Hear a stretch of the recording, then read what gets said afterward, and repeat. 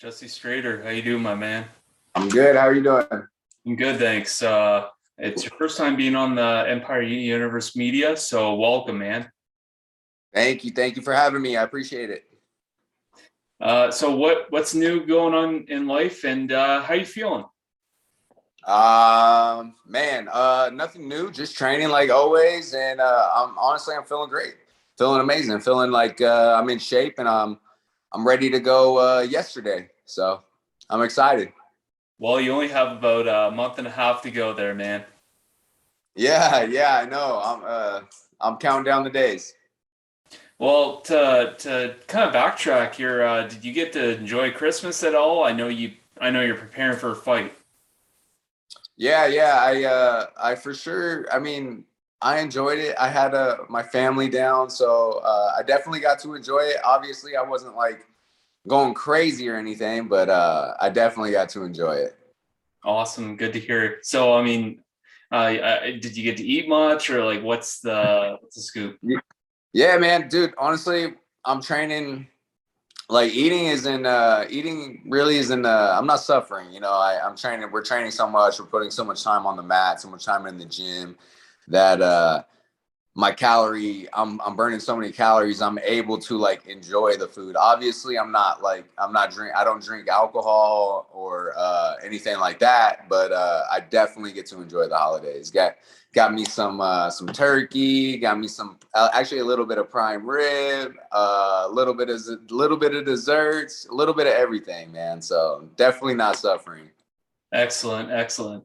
Now I do want to kind of get to know you here before we discuss your fight because your first time being on here. I got to know the backstory here. So I know that you've always kind of been involved in sports when you were younger, and I understand MMA was you were a fan before you were a fighter. But was there like a particular fighter that kind of got you involved in the sport or influenced you Yeah, by things?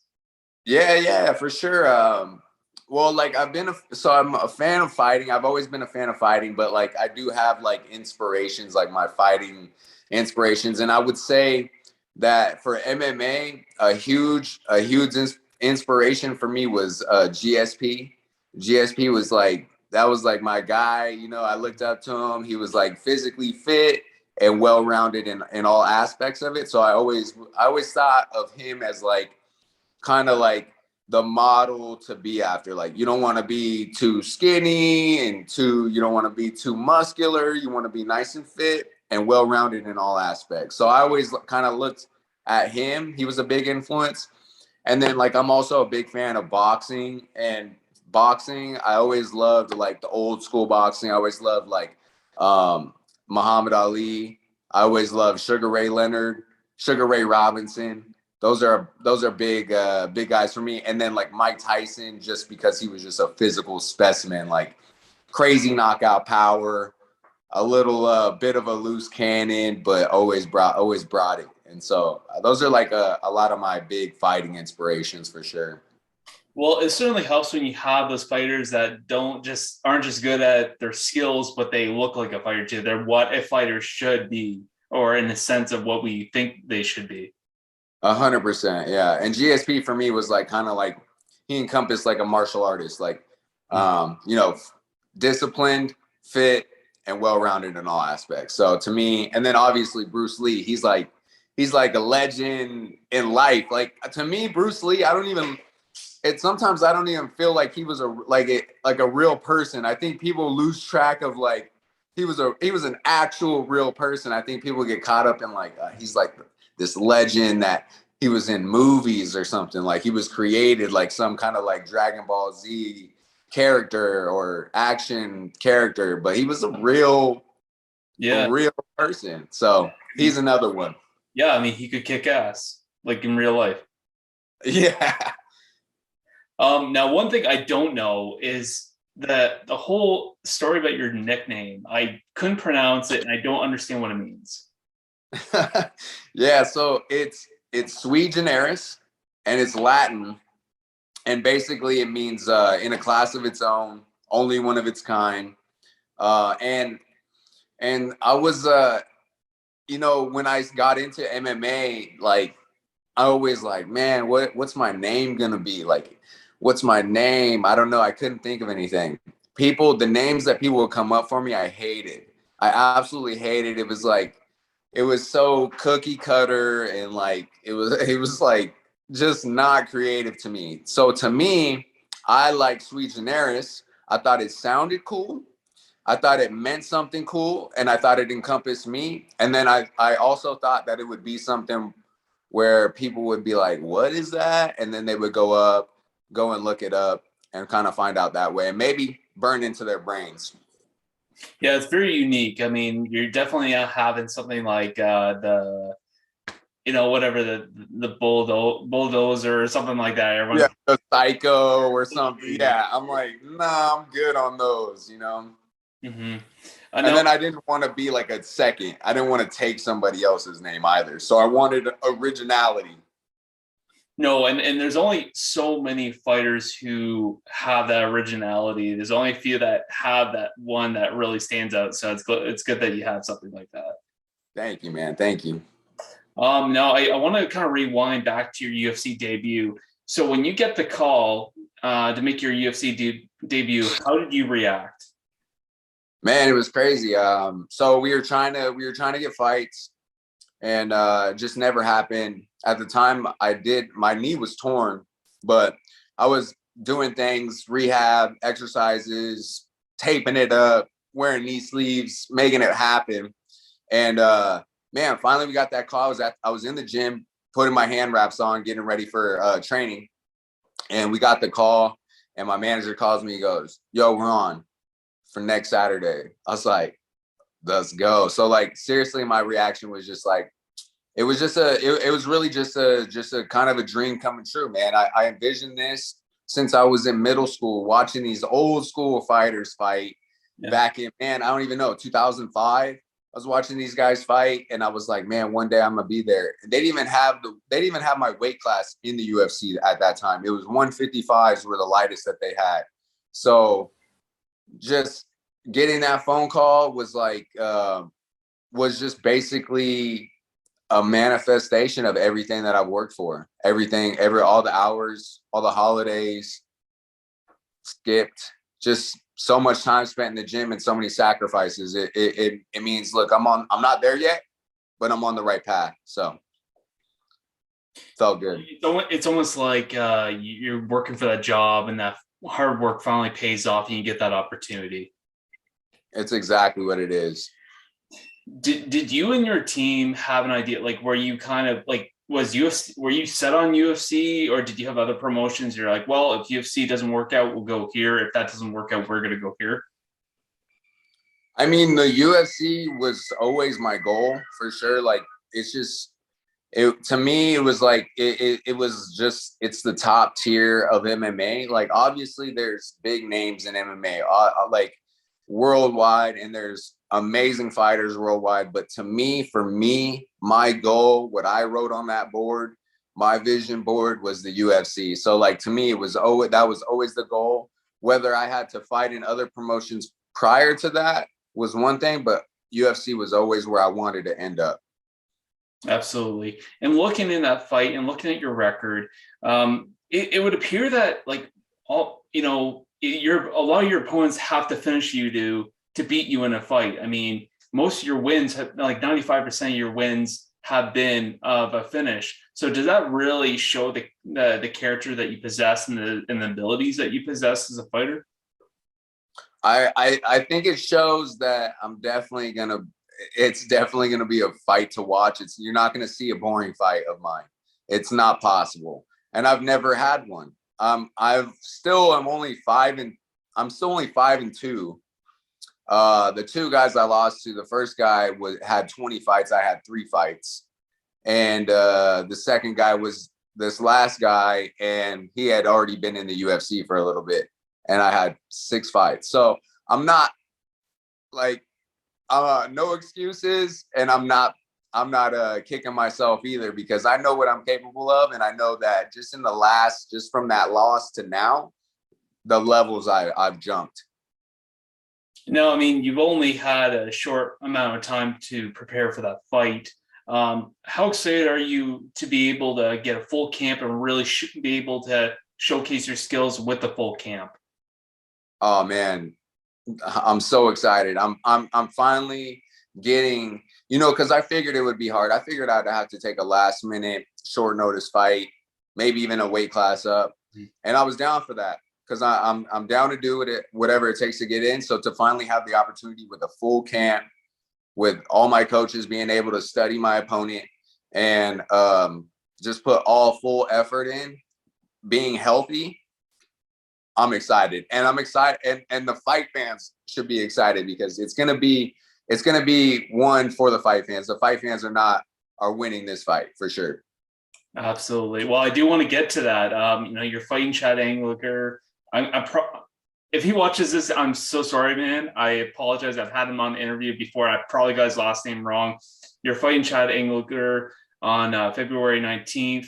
The guy's riding a 9 fight winning streak. Your last opponent that you won against had a winning streak as well. So is this a sign of things to come? Are you like, how would you feel to be able to like snap another guy's winning streak?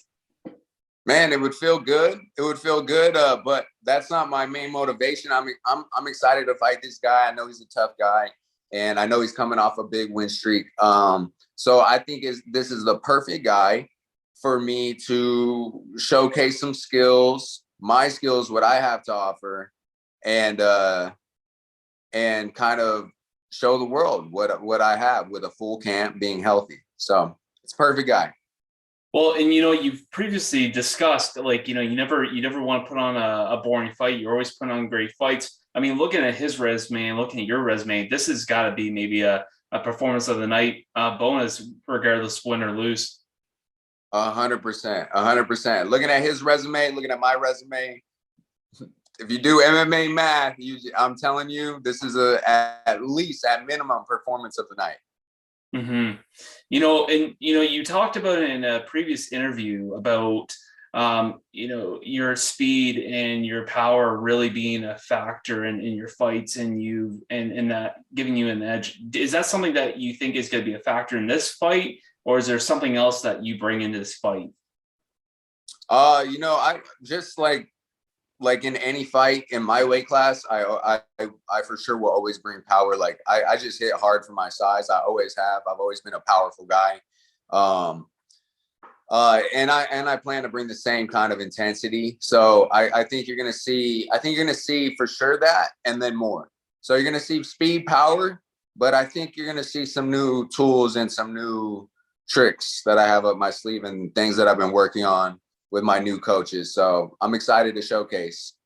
And any idea when and how the fight will finish?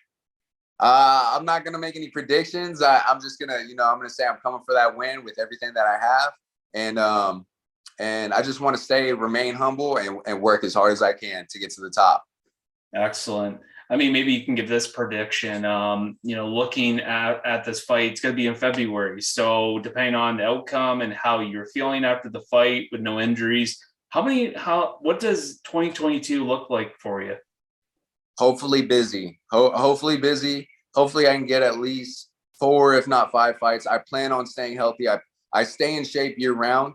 So as long as I come out injury free, I plan on getting right back in there. I'm so motivated and just so driven right now that I plan on this being a busy year, and I'm praying it is. So, well, you talk about fighting 4 times in a year. So, I mean, like, how much weight are you able to cut? And is it a hard weight cut? Is it easy? How's your comfortability? Generally I'm a little bit bigger of a 135, but I'm not. It's not too hard for me just because I do stay disciplined. I don't have an issue with keeping my nutrition on point. I don't have an issue with training. Like I'm not. I thoroughly enjoy to stay in the gym. I'm not myself when I'm not in the gym, and so it's not. I have some weight to cut, but it's never too much. Excellent. And just a couple of predictions I want for a couple upcoming fights. You got the big boys, Francis Ngannou and Cyril Gane. I mean, making a lot of buzz. Big fight. Who do you think has it? Man, that's a huge fight. That's a huge fight. I'm a big fan of both of them. I love watching their handiwork, man. But this guy Cyril Gahn, he just seems like he's on a he seems like he's on another level with the well-roundedness. Francis Ngannou, though, he's got that power. He's got Thor's hammer in his hand. So if he touches you, you go out. So I'm excited. I'm looking forward to it. But I think I would take Cyril Gahn in that one. So you're saying you would never want to spar with Francis Ngannou? I don't think so. maybe with pads and maybe 30% of his power, maybe. Yeah, maybe if I had the Michelin Man suit on, I'd be good to go. and Sterling and Jan too. This is also a really interesting fight. Jan at least got somewhat of a belt back. So is it going to be the same, or do you believe a different outcome?